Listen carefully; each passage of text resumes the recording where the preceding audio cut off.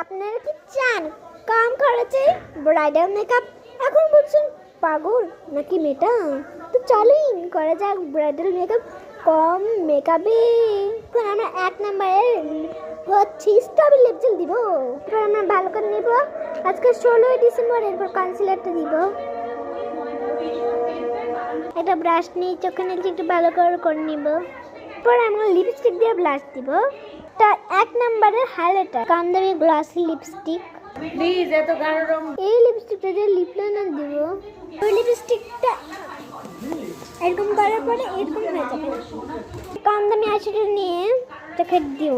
একটা লাল দিয়ে কনসিলার দিব। এরপর এই শেডটা দিব।